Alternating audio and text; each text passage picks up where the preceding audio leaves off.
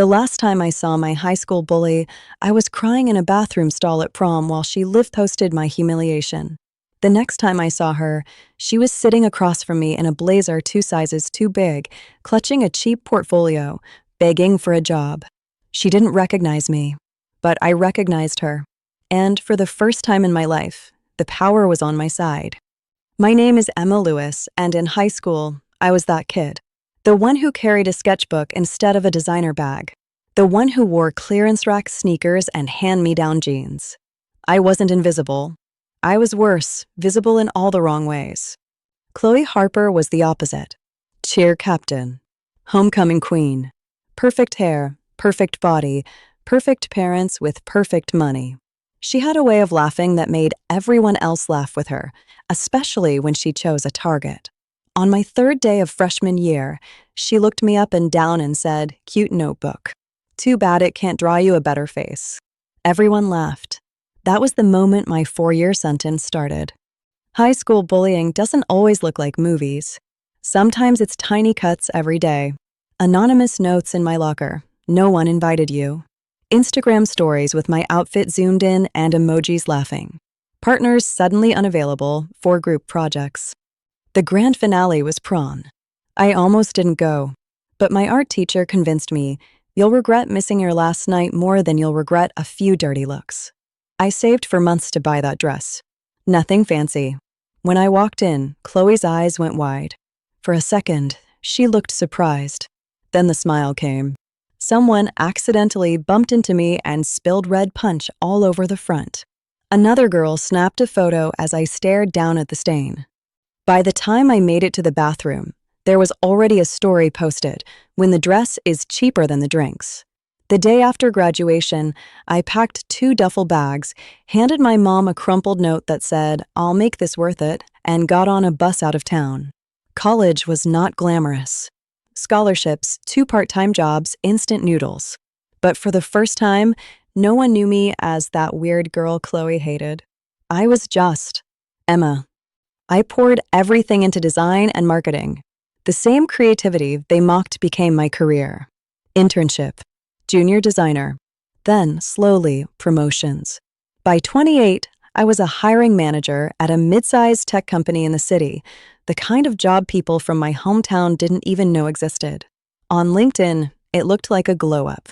But somewhere inside, a part of me still flinched when I heard girls laughing behind me. Bullying doesn't always leave bruises. Sometimes it leaves echoes.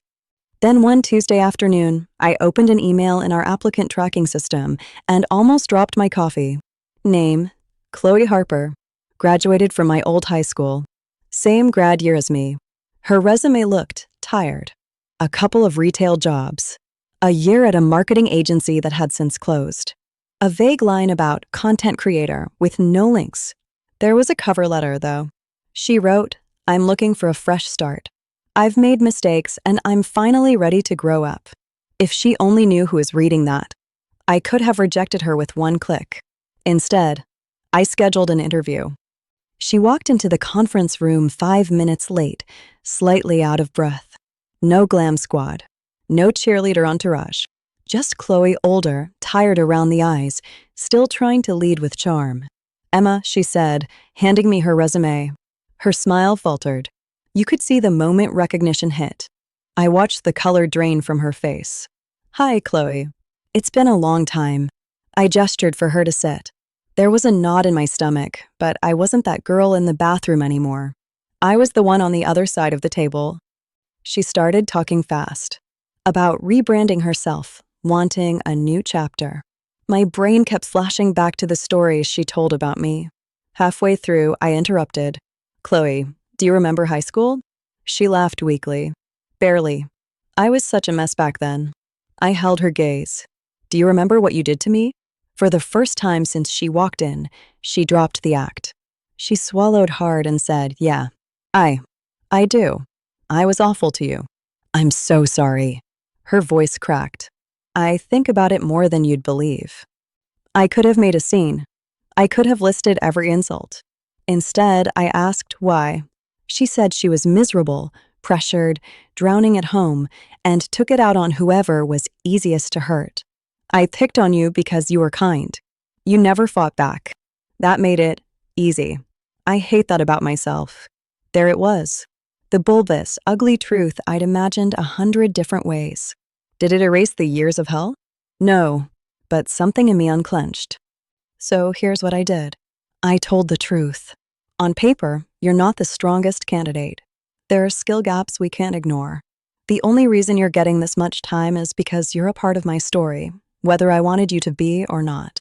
I told her I'm not going to tank your chances out of spite, but I'm also not going to hire you out of some poetic full circle moment. If you get this job, it'll be because the team believes you can do it. In the end, we didn't pick her.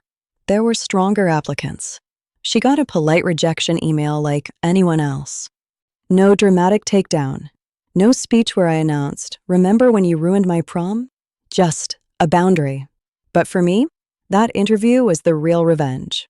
Sitting across from the girl who once held all the power and realizing I didn't need to destroy her to feel whole. I just needed to see clearly that I had outgrown the version of myself she tormented. If you're still haunted by high school, if you still rehearse comebacks in the shower for bullies you haven't seen in years, I get it. But listen, life has a way of bringing things full circle. The day may come when you could crush the people who crushed you.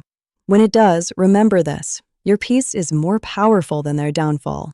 Hope beyond hurt isn't about becoming their bully. It's about finally stepping out of the hallway and into a life where their opinion doesn't decide who you are. If this felt a little too real, hit subscribe, and let's keep turning old scars into new strength, one story at a time.